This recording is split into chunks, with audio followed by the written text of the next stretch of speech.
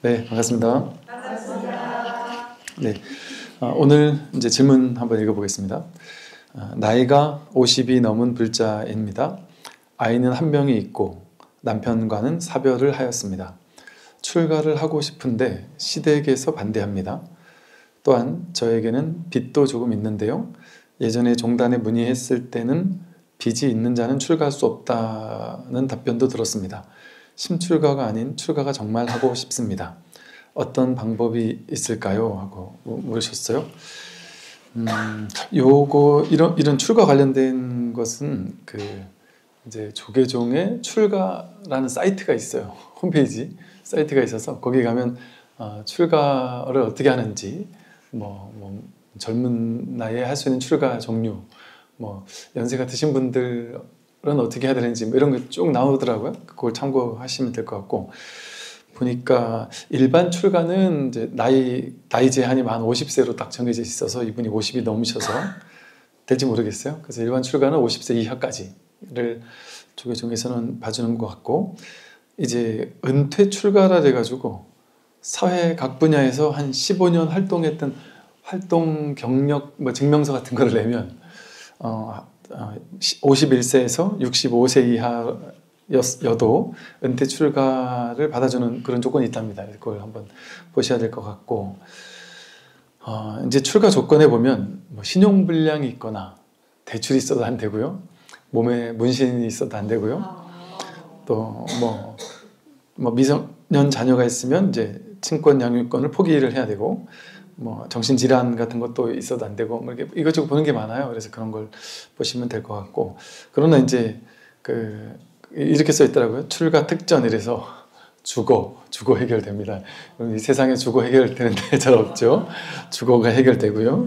교육도 시켜줘서 이제 제대로 된 스님으로 만들어주는 거죠. 바르게 교육과 시켜주고, 의료 혜택을 다 주죠. 스님들은 이제 아프면 병원 다 데려가 주고, 또 보험해서 건강보험, 국민연금도 이제 다 지원해준다고 그렇게 나와요. 참고하시면 될 것 같고, 이제 이런 조건이 만약에 맞는다 했을 때 시댁에서 반대한다는데, 시댁에서 반대하는 게 뭐는 의미가 상관없죠. 출가는 누가 반대하니까 안 하고 이러는 거는 출가가 아니죠. 부모님이 반대해도 하는 게 출가인데, 왕자도 임금이 나라가 전체가 반대하는데도 하는 게 출가인데, 누가 반대하고 이런 거는 이제 그렇게 중요하지 않은 것 같고, 내가 정말 이렇게 확실하게 출가를 할 마음의 준비가 됐는지, 그리고 또 발심해서 이 공부의 길을 갈 수 있는 어떤 준비가 되었는지, 그런 확고분명한 어떤 발심이 되어 있을 때, 그때라면 이제 조건이 맞으면 이제 하면은 되겠죠. 그리고 이제 너무 이상을 품고 가면 안 되는 것 같아요. 우리랑 똑같은 사람 사는 곳이고, 그러니까 또 절집안에서도 온갖 사람들 간에 이런저런 부딪힌 문제도 있을 수 있고, 또 오히려 사회생활보다 더 힘들 수도 있죠. 왜냐하면 그냥 맘 편하게 그냥 나는 쉬겠다 하는 마음으로 출가하면 안 되죠. 그냥 출가만 하면 맘 편하게 그냥 가만히 앉아서 참선만 하면서 있으면 먹여주고 재워주고 다 하나 보다, 그러지 않아요. 내가 해야 될 거 다 해야, 노동력으로서도 할 건 다 해야 되고, 공부하는 또 그 커리큘럼도 다 참석을 해야 되고, 내가 할 일들, 밥하고 빨래하고 설거지하고 안 해봤던 일들도 다 해야 될 수도 있고, 그런 어떤 절집안 나름대로의 그게 있어서, 내가 아무리 좀 힘들고 그러다 할지라도 내가 이 발심에서 정말 공부할 수 있는 최적의 조건을 찾아서 내가 정말 바른 공부를 하겠다, 이런 게 발심이 있어야 되는 거지, 그냥 조건 따라서 이렇게 하거나 이러면 안 될 것 같아요. 그래서 어쨌든 마음이 딱 냈고, 그러면 이제 전화해서 물어보면 됩니다. 출가 사이트 전화번호도 있어요. 출가 전문 상담사 스님들도 계세요. 그래서 이제 딱 전화해서 물어보면 어떤 조건 이런 걸 딱 알려주고, 그래서 되는지 안 되는지 또 알려주고, 그리고 이제 조계종에서 안 된다 그럼 또 포기할 필요는 없어요.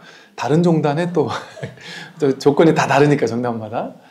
그러니까 이제 마음만 있으면 하셔도 되고, 또 진짜 이 공부하는 게 목표다 그러면 출가가 무조건 필수는 아닐 수도 있어요. 꼭 출가해야만 공부하는 건 아닐 수도 있고, 제가에서도 충분히 공부할 수 있는, 진짜 내가 이게 있어야 될 것 같아요. 겉모습의 출가가 중요할 것 같잖아요. 그런데 살아보니까 겉모습의 출가도 중요한데 그보다 더 중요한 것은 진짜 심출가예요. 심출가. 이 출가는 모양의 세계에서 벗어나기 위해서 하는 거잖아요. 그래서 모든 상이 아닌 것을 확인하려고 하는 거잖아요. 근데 내가 이 출가의 겉모습이 중요해서 한다?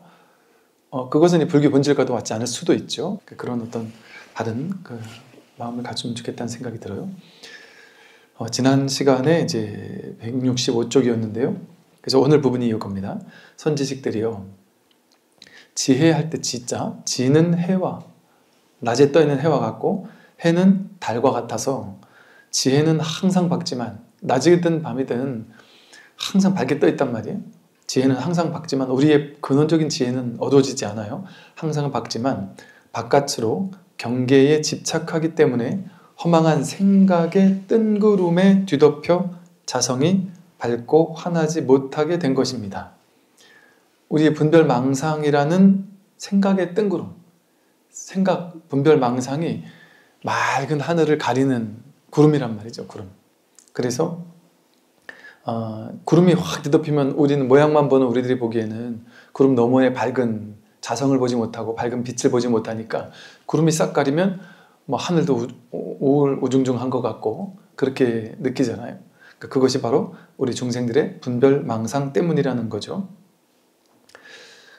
이렇게 지금 우리가 분별하는 마음을 가지고 그 분별된 세상을 자기 마음속에 그리면서 나는 이런 사람이고 세계는 이런 것이고 하는 분별로 자기를 규정하고 세상을 규정해서 그 분별에 갇힌 삶을 살게 되면 평생 진실은 못 보는 거예요. 마치 먹구름이 꽉 끼어있는 하늘 아래에서 평생을 그러고 사는 사람처럼 먹구름이 항상 끼어있으면 한 번도 먹구름이 가신 적을 본 적이 없을 거 아니에요? 그러면 삶이 얼마나 우울하고 우중중하고 그렇게 느껴지겠어요. 그러나 그 분별의 구름만 걷어내면 본래 우리에게 투명하고 맑은 자성청정심이라는 이 자성의 광명, 빛이 누구에게나 구족되어 있다는 거죠. 만약 선지식을 만나 참되고 바른 법문을 듣고서 허망한 어리석음을 스스로 제거한다면 항상 이 허망한 분별망상, 어리석음을 제거하는 것은 이와 같아요. 선지식을 만나서 참되고 바른 법문을 듣는 거예요.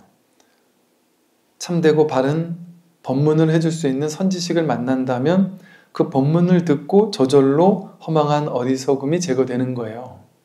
내가 막 애써서 이렇게 제거한다기보다도 부처님의 법문을 듣고 모든 사람들이 깨어났던 것처럼 직진심이라는 자기 마음을 깨달은 사람이 자기가 깨달은 그 마음을 그냥 가리켜 보인단 말이에요. 담담하게 그냥 있는 그대로의 진실을 가리켜 보인단 말이죠.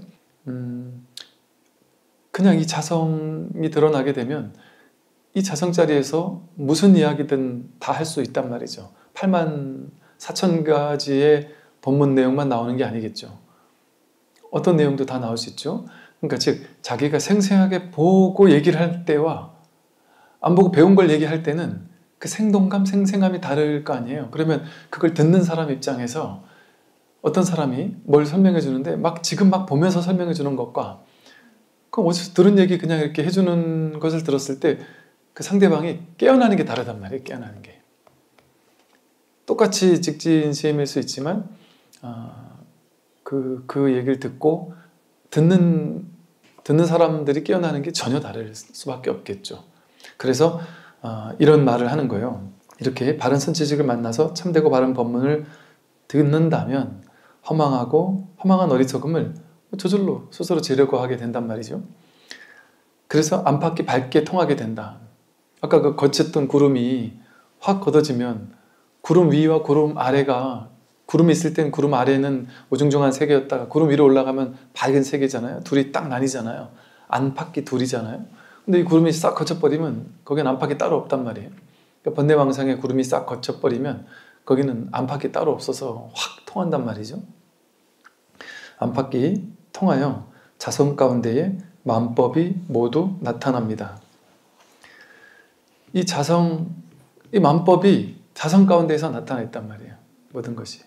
이 세상 모든 살림살이가 내 마음의 일이에요. 부처님 손바닥 하듯이 부처님 손바닥에 온 우주 삼라만상이 다 있다. 손오공만 여기 위에 있는 게 아니에요.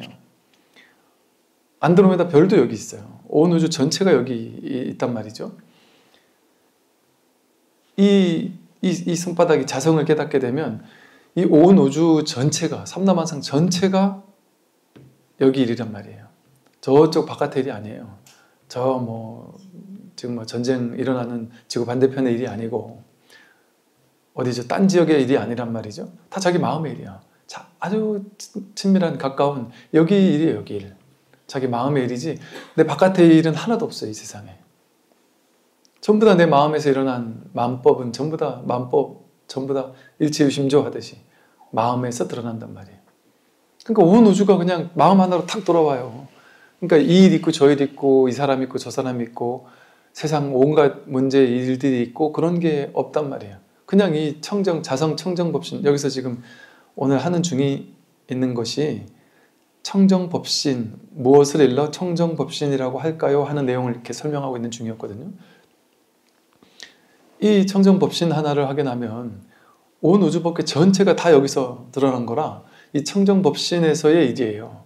그러니까 이것은 이 청정법신은 항상 청정해서 깨끗하고 뭐라고 할 만한 오염 티끌이 없기 때문에 세상 만법, 좋고 나쁜, 옳고 그른 온갖 일들이 다 펼쳐지는데도 불구하고 그 어떤 오염이 없다.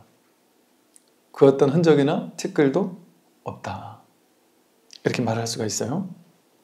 이렇게 자성 가운데 만법이 모두 나타납니다. 견성한 사람 또한 이와 같으니 이것을 일러 청정법신불이라고 합니다. 그러니까 이렇게 자기 성품, 자성을 하나 확인하고 난다면 아무 문제가 없죠. 모든 문제가 전부 다 실제 있는 문제가 아니죠. 이 투명한 하늘 입장에서는 그 위에 이렇게 구름이 왔다 갔다 하더라도 아무 문제가 되지 않죠. 그 구름이 인연따라 생겨난 거니까 구름이 거치고 나면 본래가 드러날 거 아니에요? 그러니까 구름이 인연따라 생기고 흩어지는 게 아무 상관이 없단 말이에요. 텅 빈 하늘의 자리에서 본다면. 그처럼 자기가 바다임을 깨닫게 된다면 자기 위에서 생겨난 모든 파도는 좋은 파도, 나쁜 파도, 옳은 파도, 틀린 파도 이렇게 분별하면서 지금까지는 좋은 건 취하고 싫은 건 버리면서 살아왔겠지만 그 어떤 것도 취할 것도 없고 어떤 것도 버릴 것도 없죠. 그러니까 세상에 취할 게 없어요. 버릴 것도 없고. 그러면서 취할 것 다 취하고 버릴 것 다 버려요. 취하고 버리는 걸 마음껏 하면서도 취해도 취한 바가 없고 버려도 버린 바가 없단 말이에요. 그러니까 이게 진짜 자유죠.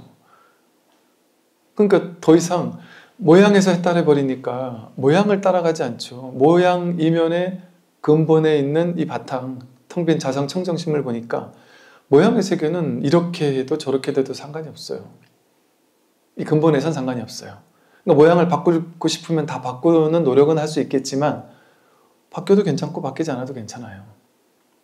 그러니까 세상을 있는 그대로 내버려 두죠. 삶을 있는 그대로 허용하고 허락하죠. 세상에 내 마음과 다른, 내 뜻과 다른 모든 사람들을 그 사람들을 도와주기 위해서, 변화시키기 위해서 다양한 노력은 할 수 있을 거예요. 그러나 내가 노력한 대로 변화가 안 된다 하더라도 그 있는 그대로 인정할 수 있죠. 반드시 바뀌어야 된다는 그런 집착도 없단 말이에요. 삶을 내 뜻대로 뜯어고치려는 마음이 사라져요. 근데 놀랍게도 뜯어고치려는 마음, 세상을 내 뜻대로 통제하려는 마음이 사라졌는데도 불구하고 그 누구보다 더 열정적인 활동가가 되어서 삶을 변화시키고 주변 사람들을 행복하게 바꾸고 그런 일을 우리들보다 훨씬 더 열심히 할 거예요. 집착함이 없이, 하되함이 없이. 이 근본의 자성자리에서 나오는 무한한 활동, 무궁무진한 활동이 한도 끝도 없이 펼쳐지는데 힘이 빠지지 않는단 말이에요. 에너지 낭비가 없는 활동이란 말이에요. 무위에서 나오는 무위의 행위란 말이에요. 하되함이 없이 하는 행. 그러니까 부처님처럼 확연하게 깨달음을 얻어서 확연하게 쉰 분이 없잖아요. 완전히 안심 인명에 들으셔서 완전히 푹 쉬셨단 말이에요. 할 일이 아무것도 없단 말이에요. 부처님. 부처님은 이 자성 자리에서는 자성 위에서 올라오는 바다 위에 있는 파도를 뭐하러 높은 파도를 잘라가서 낮추고 뭐 평평하게 만들고 이럴 필요가 없듯이 세상을 바꿀 필요가 없는 게 명백하단 말이에요. 부처님한테는. 그럼에도 불구하고 이 텅 빈 자성 자리에서 나오는 모위에 함이 없는 무한한 행위가 나오는 거예요.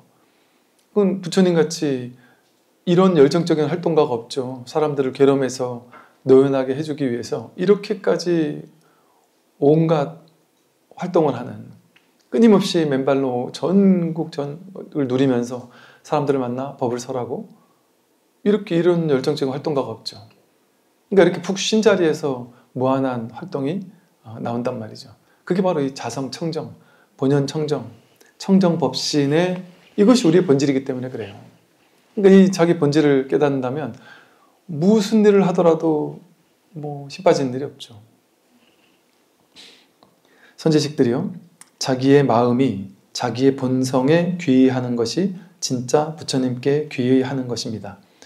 어디 바깥에 있는 이렇게 상호원만한 불상에 귀의하는 게 아니죠. 자기 마음이 자기 본성에 귀의하는 거예요. 자기 마음으로 자기 자성삼보, 자기 안에 본래 갖춰져 있는 자성삼보에 귀의하는 거고, 자기에게 본래 갖춰져 있는 법신, 보신, 화신인 이 삼신불에 귀의하는 거예요. 바깥에 따로 귀의해야 될 어떤 부처가 따로 있지 않단 말이죠. 자귀의, 스스로에게 귀의한다는 이 자귀의라고 하는 것은 자기의 본성 가운데에서, 자기 본성 가운데서 착하지 못한 마음, 질투하는 마음, 교만한 마음, 아상이 있는 마음, 속이는 허망한 마음, 남을 업신여기는 마음, 거만한 마음, 삿된 견해를 가진 마음, 우쭐대는 마음 등과 일체의 착하지 않은 행위를 버리고 항상 스스로의 허물을 볼 뿐 타인의 좋고 나쁨을 말하지 않는 것입니다. 이것이 곧 자기에게 귀의하는 것입니다. 자기가 자기에게 귀의한다. 자기의 자성청정심에 귀의한다. 자기라는 부처님에게 귀의한다라는 것은 자기에게서 온갖 분별하는 생각들이 일어나죠. 여기서 말하듯이 뭐 속이는 마음, 교만한 마음, 아상 있는 마음, 남을 업신여기는 마음, 이게 한 생각 일어난 분별이잖아요. 이렇게 한 생각이 일으킨 분별을 따라가는 게 중생이죠. 그럼 분별이 주인이 돼가지고 세상을 산단 말이에요. 근데 이러한 것을 버린단 말이에요. 그리고 여기서 한 생각 일으켜가지고 세상을 분별하죠. 세상을 창조해요. 자기 분별로. 만법 유식이라고 했듯이. 이 사람은 이래, 저 사람은 저래, 이 사람은 좀 바뀌어야 돼, 저 사람은 마음에 안 들어. 이런 생각을 한 생각 일으켜가지고 세상을 다 나와 세계를 판단하고 분별하면서 자기가 조작된 세계를 만들어서 그 조작된 그 세계 속에서 자기가 살고 있었단 말이에요. 그게 중생의 삶이죠. 그렇게 사는 삶을 버리고 그렇게 분별망상에 끌려다니면서 휘둘리는 삶을 버리고 스스로의 허물을 볼 뿐. 뭐가 스스로의 허물이에요? 자기에서 한 생각 일어난 모든 분별이 그게 전부 다 자기 허물인 줄 봐야 된단 말이에요. 그러니까 바깥을 볼 일이 하나도 없단 말이에요. 남들을 탓하고 너 때문에 내가 괴롭다고 하는 일도 없죠. 바깥 세상을 탓할 게 하나도 없어요. 자기의 허물만을 볼 뿐 타인의 좋고 나쁨을 말하지 않는 것입니다. 타인이 없는 걸 깨달으니까. 그래서 자귀의라고 한 거예요. 자기 자신에게 귀의해야지 귀의할 타인이 없어요. 오로지 이 세상은 오직 자기 하나뿐이란 말이에요. 일심 한마음뿐이란 말이에요. 일불승 오로지 하나의 부처뿐이란 말이에요. 뭐 타인이 없으니까 타인을 욕할 일이 있어요? 타인을 욕하는 건 자기 분별망상인데요. 자기를 욕하는 것도 분별망상이죠. 나와 타인을 둘로 나누어서 나를 내세우는 것 자체가, 나를 아상을 만드는 것 자체가 분별이죠. 내가 태어났다, 내가 살고 있다, 죽는다, 이게 분별이에요. 나라는 분별이 생기면 타인이 있다, 세계가 있다. 그 타인들, 세상의 사람들 가운데 누구는 좋고 누구는 나쁘다. 이런 좋고 나쁜 자기가 만든 온갖 세계가 펼쳐진단 말이에요. 그게 중생세가 아니에요. 그거는 진정으로 귀의하지 않는 거예요. 그렇게 중생세간을 살다가 우리들이 이제 이렇게 괴롭게 사니까 너무 힘들다. 이 괴로움에서 벗어나야 되겠다라고 해서 처음 내가 믿음을 내서 부처님 가르침에 귀의해야 되겠다 이렇게 마음을 내요. 그러면 처음부터 자귀의가 안 돼요. 내가 부처니까 나에게 귀의하면 되지 이렇게 안 된단 말이죠. 자기가 부처인지 모르는데 어떻게 자귀의가 되겠어요. 그러니까 불교에서는 무수히 많은 방편을 가지고 이 자귀의 이것이 근본이지만 너에게 의지해, 너에게 귀의해 이러면 그 쉽게 말하면 사람들은 전부 다 하나님 어떻게 해주세요, 부처님 저 소원을 들어주세요 그러면서 부처님과 하나님을 찾잖아요. 바깥으로 신이나 붓다나 어떤 의지할 만한, 내가 힘이 없으니까 내 바깥에 의지하고 의존하고 기대고 무엇을 다 해줄 수 있는 그런 신을 찾는단 말이에요. 그러면 어쩔 수 없이 방편으로 그런데 그 신이 너야 이렇게 얘기해주면 못 알아듣는단 말이에요. 내가 신이랄 거라고는 상상도 못 해봤기 때문에 안 받아들여지는 근기에 있는 사람에게는 너가 바로 부처다라는 얘기를 하지 않아요. 맞다, 너 부처 아니다, 넌 중생이다. 근데 부처님이라는 분이 계셔. 너 거기 믿음을 가지고 귀의하면 돼. 그래서 귀의할 대상을 만들어줘요. 임시방편으로. 부처님과 부처님의 가르침에 귀의하고 스님들에게 귀의하고 그래서 삼보, 모양으로서의 삼보를 내세운단 말이죠. 그래서 불상을 만들어서 부처님으로 모시고 수많은 팔만대장경과 경전을 법으로 모셔서 아주 귀의하고 의지하고 이 공부를 하고 또 그것을 가르침을 펴는 스님들에게 귀의하고 의지하고 공부하도록 한단 말이죠. 아직 자기 힘이 없으니까. 자기가 부처인지를 모르니까. 그러나 이제 불교는 항상 입파자제라는 말이 있어요. 잎 세웠다가 세울 잎 세웠다가 파 깨뜨리는 걸 자제하게 하는 것이 부처님 법문이다 이 소리예요. 그러니까 세우기만 계속해서 세우기만 해서 여기 의지해 이러고 요거만 의지하면 돼 이렇게 놓고 죽을 때까지 거기에 의지를 하려면 그 사람에게는 죽어요 진짜로. 그 사람에게는 허망한 것을 거짓을 세워두는 거예요. 그것이 아무리 진실이라는 모습을 띠고 있더라도 심지어 그것이 불성이라 하더라도 부처라 하더라도 결국 가서는 부처라는 것까지도 싹 다 뺏어버리잖아요. 불성이라는 것도 다 뺏어버리잖아요. 본래 무일물해서 한 물건도 남기지 않는단 말이에요. 근데 지금 자기가 의지해서 붙잡은 것도 없는 사람에게 어떻게 뺏겠어요? 그러니까 처음에는 준단 말이에요. 그래서 우리 선에서도 삼구법문이라 해서 처음엔 아주 좋은 걸 준다 이래요.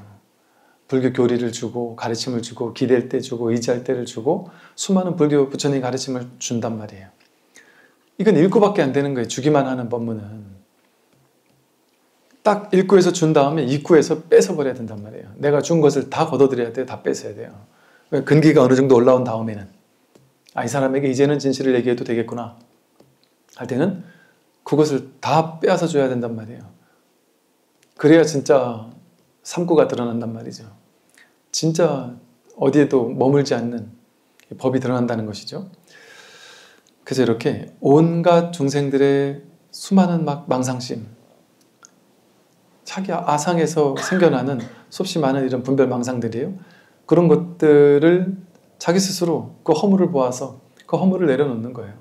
허물에 끌려가지 않는 거죠. 그리고 타인의 좋고 나쁨, 타인, 내 바깥에 누구도의 좋고 나쁨, 옳고 그름 이런 것들을 말하지 않는 거예요. 이게 되게 이렇게 쉬운 말로 써놓다 보니까 되게 쉬운 말이잖아요. 되게 윤리 도덕적인 교과서 문장 같아요. 되게 쉬운 말 같단 말이에요. 너무 쉽잖아요. 교만한 마음 내려놓으세요. 아상 있는 마음, 그리고 남들 속이면 안 돼요. 허망하게 속이기도 안 되고 남들 업심여겨도 안 돼요. 또 거만한 마음 가지고 말이지, 또 자기가 막 삿된 마음 가지고 우쭐대는 마음 가지고, 이거 얼마나 쉬운 얘기예요. 누구나 다 알아들을 만한 너무나 쉬운 얘기잖아요. 이렇게 너무나 쉬운 얘기를 한단 말이죠. 그런다고 해서 이것이 그냥 윤리도덕적인 어떤 그 초보를 위한 이렇게 해라 저렇게 해라 라는 그런 가르침이 아닌 거예요. 그 모든 것이 바로 아상에서 일어나는 분별심이고, 그것을 쫓아가지 않으면 그러면 저절로 나와 세계라는 아상과 법상이 다 노연하게 되고 나와 세계를 둘러 나누지 않고 나와 타인을 둘러 나누지 않게 되고, 그러니까 타인의 허물을 보지 않아요. 이것이 곧 자기의다. 오로지 자기 하나뿐이에요. 이제 여기서는 온갖 분별 망상하는 마음이 없고, 분별 이전에 무분별 시민, 이 마음 하나. 그러니까 타인을 봐도 타인이 없어요. 전부 다 자기 마음, 자기 자성이란 말이에요. 모양으로는 다 다르지만 모양을 보면서 모양 아닌 이것을 보는 거예요. 자성을 확인한단 말이죠. 그러니까 어디를 가든, 산을 가든 들을 가든 이 나라 가든 저 나라 가든, 잘하는 사람 모르는 사람 친소관계 상관없이 잘나고 못나고 옳고 그르고 어느 곳을 가더라도 다 같은 곳이죠. 여여부동하게 열의 여고죠. 가도 간 바가 없고 오되 온 바가 없고 어딜 가도 다 한결같이 똑같아요. 다 부처님 품속이에요. 이게 귀의 하는 거란 말이에요. 귀의. 돌아가 의지한다. 자기의 근원에 돌아가 의지하는 거예요. 이게 진짜 자기 근원의 품속이죠. 자기가 나온 자리란 말이에요. 이 나온 자리로 딱 돌아가 버리면 이 세상 어디에 가 있어도 상관없어요. 우리가 보통 우리들은 고향에 이렇게 있으면 외로움도 잘 모르고 부모님도 계시고 이렇게 든든한 사람들 옆에서 있어주고 그러면 왠지 이게 좀 든든하잖아요. 그러다 혼자 어디 여행을 떠나거나 홀로 지구 반대편을 가거나, 제가 인도나 히말라야에서 아주 낯선 산에 혼자 뚝 떨어져 있거나 아주 오지 마을에 교통편도 어떻게 나가야 될지도 모를 정도의 오지 마을에 뚝 떨어져 있었을 때, 그때 느낌이 좀 묘하더라고요. 지금 왜 여기까지 와 있지? 여기 동네에서도 이렇게 걷다 보면 저 구석에만 들어가도 아주 밀림 같거든요. 근데 야, 이렇게까지 비행기 타고 버스 타고 뭐 타고 해가지고 이렇게 오지까지 와서 이렇게 산 꼭대기까지 이 상한에서 지금 뭐 하고 있나 싶은 생각도 들고, 그 부처님 성지 어디 외곽에 있는 조그만한 숙소에 이제 혼자 방 안에 이렇게 앉아 있는데, 뭔가 이제 이렇게 혼자 걸어 다니면서 이렇게 외로운 마음이 들었다가 어느 날 문득 보니까 그게 다 마음이더라고요. 진짜 여기저기가 따로 없고 그냥 이 한마음에서 일어난 마음인 거예요. 이거 말하자면 이게 마음에서 그냥 내가 여기 인도구나. 그러니까 잠깐 눈을 감고 있어도, 이 세상 어느 곳에 가 있어도 내가 잠깐 눈을 감고 자기를 보면 여기가 어느 나라라는 게 있어요? 마음으로 그렇게 하는 거거든요. 그러니까 마음이 그걸 규정하는 거예요. 마음이 여기는 어떤 곳이지, 저기는 어떤 곳이지, 이런 식으로.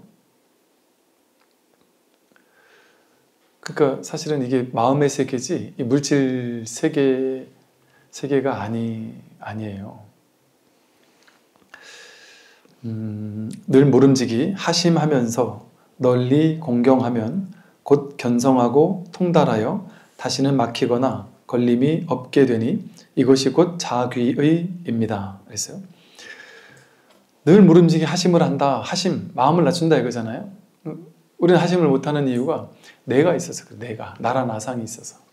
내가 이 세상을 살아가야 된단 말이에요.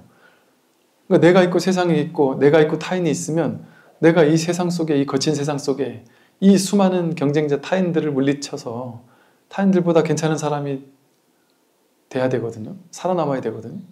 그러니까 힘들단 말이에요. 고통스럽고 그렇단 말이에요. 어떻게 하심을 해요? 남들 앞에 겸손할 수 있어요. 그들을 밟고 일어나야 되고 싸워 이겨야 되고 이 생존 경쟁에서 이겨야 되잖아요. 마음을 내려놨다가는 남들은 다 그 마음 가지고 막 열심히 뛰어가고 있는데 나 혼자 마음 턱 내려놓고 있으면 나 혼자 뒤처지는 것 같잖아요. 그러니까 죽었다 깨어나도 마음을 내려놓지 못해요. 쉬지 못해요. 안심하지 못해요. 하심하지 못하고 겸손하지 못해요. 나라는 그 마음이 있으면. 그런데 이 자성이 나구나, 내 나라는 생각, 분별심이 난 줄 알았는데 이 자성이 나였구나. 이걸 확인하게 되면 저절로 하심이 된단 말이에요. 내가 붙잡고 있던 온갖 분별 망상심들, 나다라는 그 마음, 그게 저절로 내려놔진단 말이에요. 내가 하심하려고 애쓰는 게 하심이 아니에요. 나 지금부터 오늘부터 하심할 거야. 겸손하게 살 거야. 남들 앞에 이렇게 으스대지도 않고 마음을 탁 낮추고 겸손하게 살 거야. 이렇게 해서 하시면 되는 게 아니에요. 그럼 저절로 내가 없으니까 내가 사라진단 말이에요. 그러니까 마음이 사라지는 거예요. 무심이에요, 무심.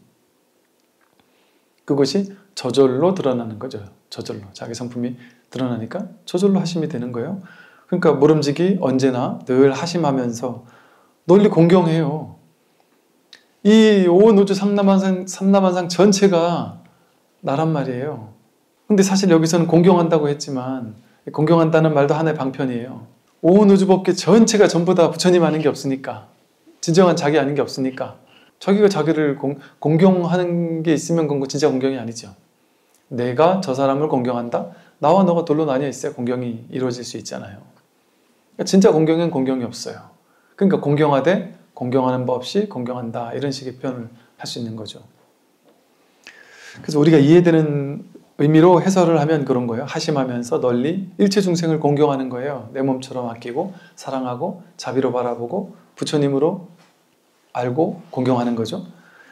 그러면 곧 견성하고 통달하여 다시는 막히거나 걸림이 없게 되니 이것이 곧 자귀의입니다. 이게 견성하고 통달하는 거예요. 그러니까 견성하게 되면 저절로 자기 성품, 내가 누군지를 확인하게 되면 저절로 내가 사라지고 하심하게 되고 일체 중생을 내 몸처럼 아끼고 사랑하고 자비로서 공경하게 되죠. 이렇게 되면 이거는 이제는 더 이상 막히거나 걸림이 없죠. 막히는 거는 뭔가 이렇게 가다가 뭔가 이렇게 막는 게 있어야 되잖아요. 막는 대상이 있어야 내가 저 대상에 막히는 거잖아요.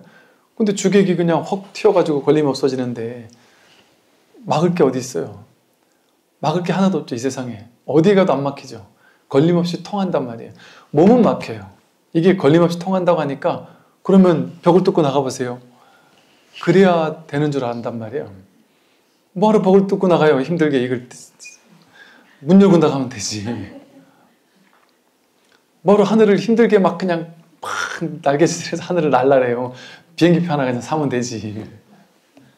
억지로 그걸 하는 게 아닌 거죠.